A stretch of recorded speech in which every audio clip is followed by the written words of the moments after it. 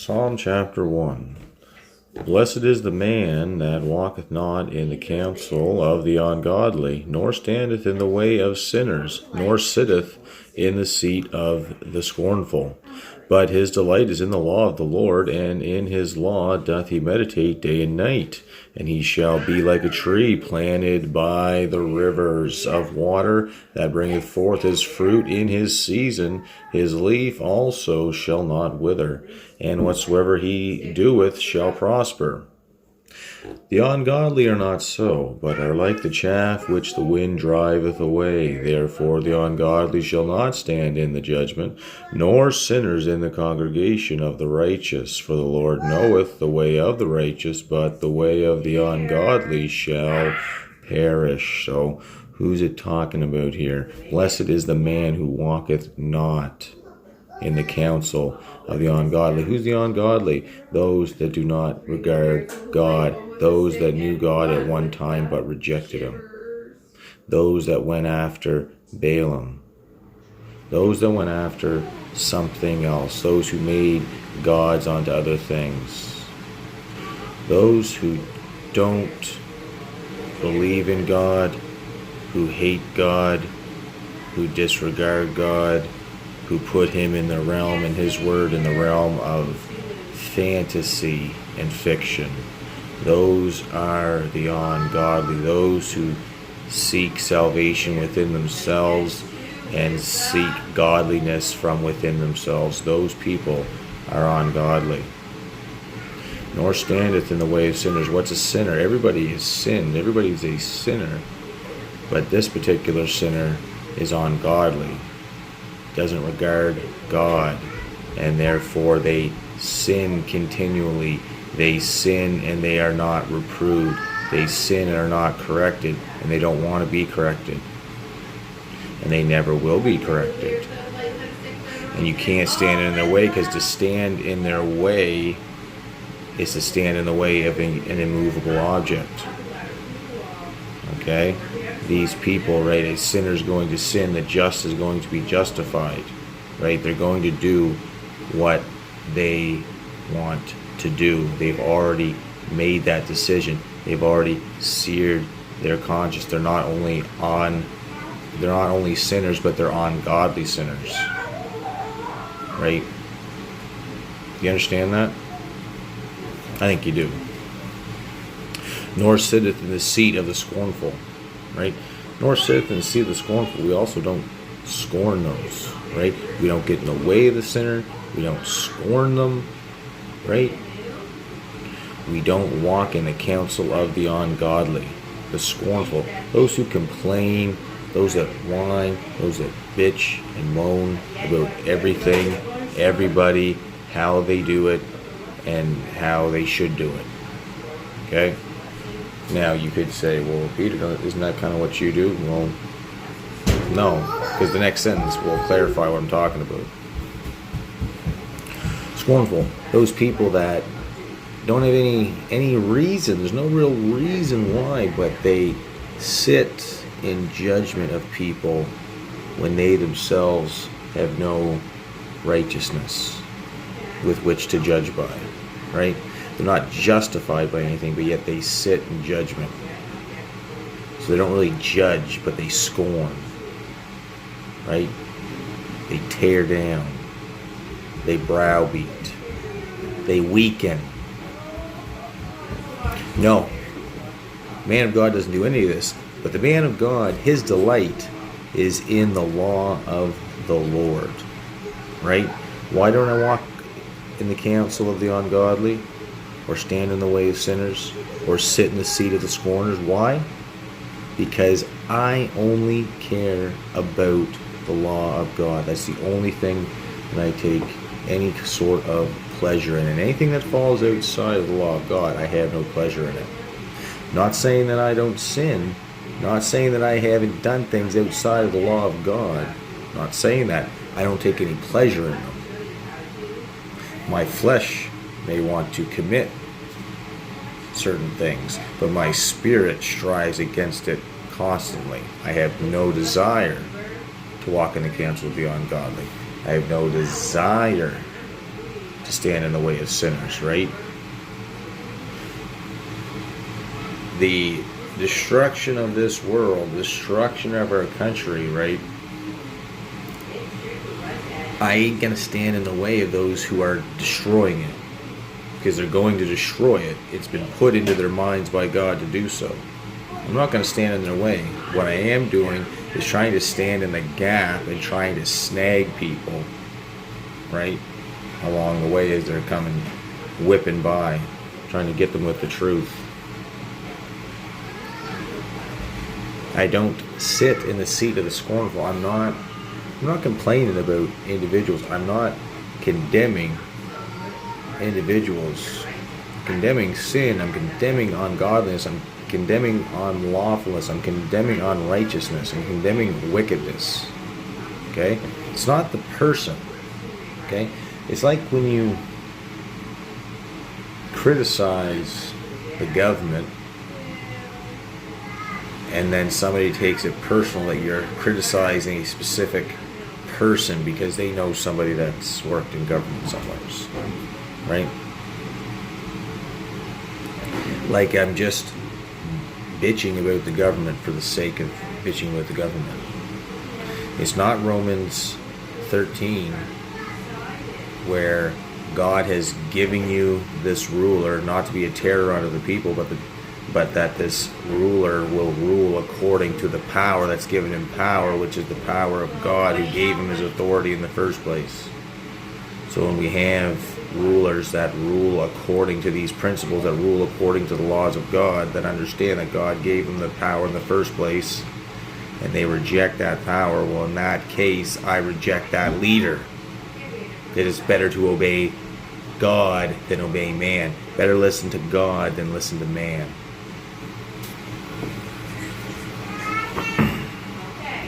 So the only thing that I care about, the only thing that you should care about, is the law of God and delighting in that to please the Lord, your Father in heaven. I don't care about pleasing any man on this earth. And in his law doth he meditate day and night. Think about it day and night. Meditate about it. Pray day and night. Pray about it day and night, right? So you can know these things, so you can discern these things, so you can talk to others about these things.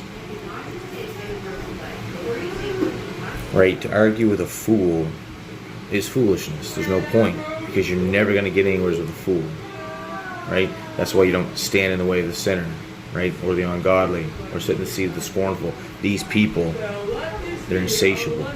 There's nothing you can do to convince them. Short from God hitting them with a lightning bolt, blinding them, and changing them completely. And he shall be like a tree planted by the rivers of water that bringeth forth the fruit in his season. Right? In his season, you'll be planted by the rivers like a tree that bringeth forth fruit in his season. Okay? You can look at a tree and it can be there for years and not have any fruit on it. And you can say, that tree's never going to produce any fruit. That tree hasn't produced any fruit. Right? What's taken this tree so long? It's so many years in and this tree hasn't produced any fruit. I don't think it's going to produce any. Right? Well, that's what the ungodly says. That's what the scornful says. That's what the sinner says. Right? I don't see, this isn't directly affecting me. I don't see the point of this. This is all foolishness to me. Right? I can't see ahead into the future like that, and nor do I seek to do so. I don't look but one step ahead of me, one step ahead of my own flesh.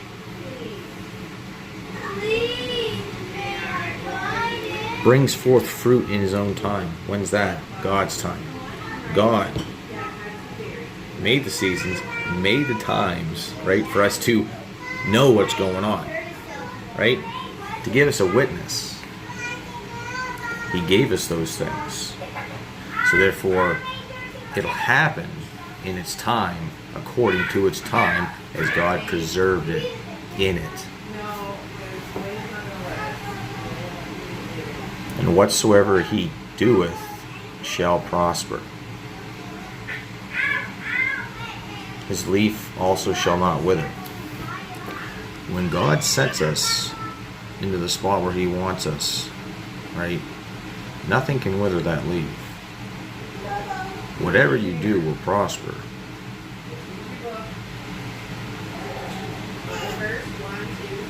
In this life, this fleshly body, right, we will always fall, we will always fail, we will always fall short of the glory of God, right? But one day,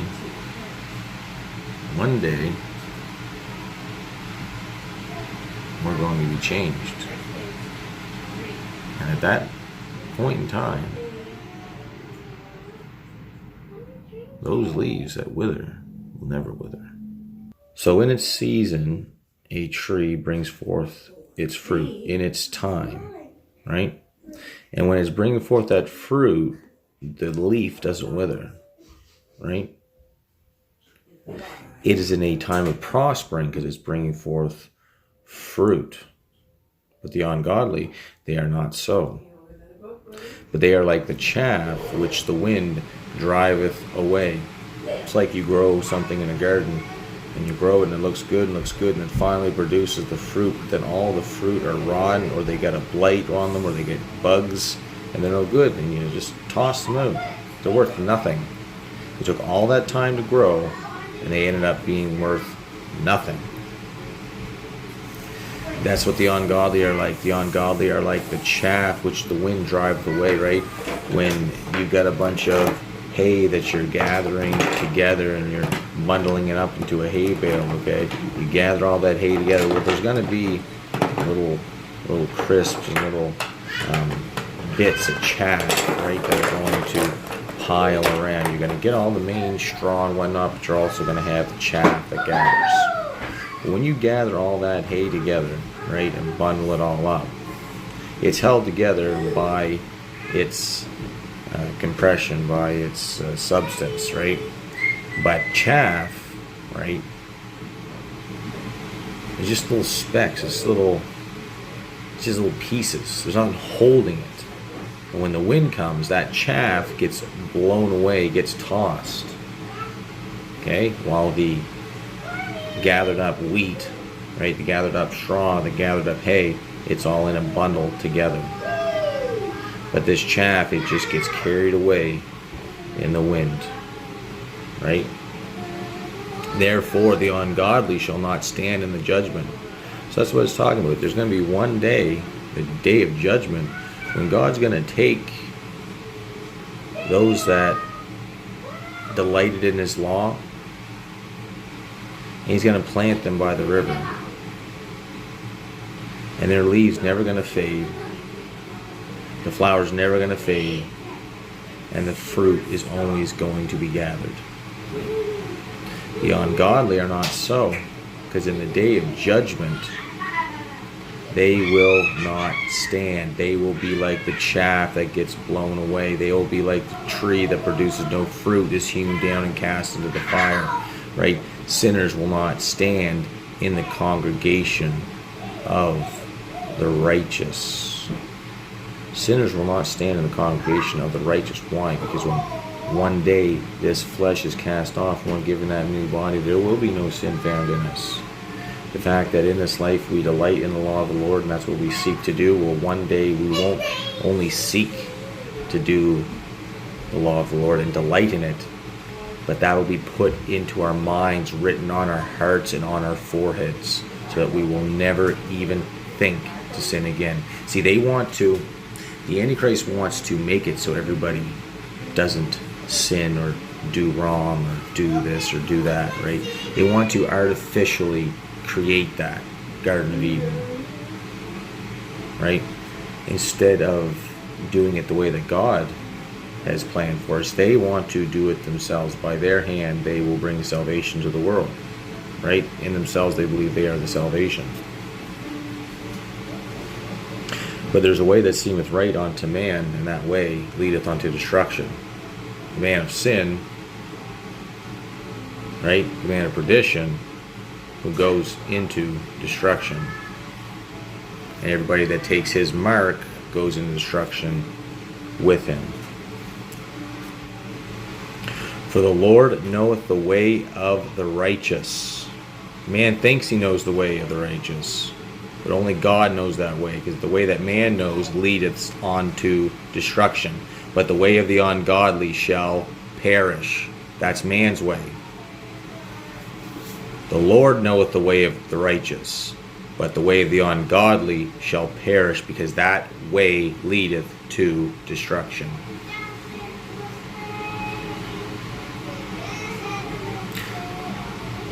Trust in the Lord and His Word.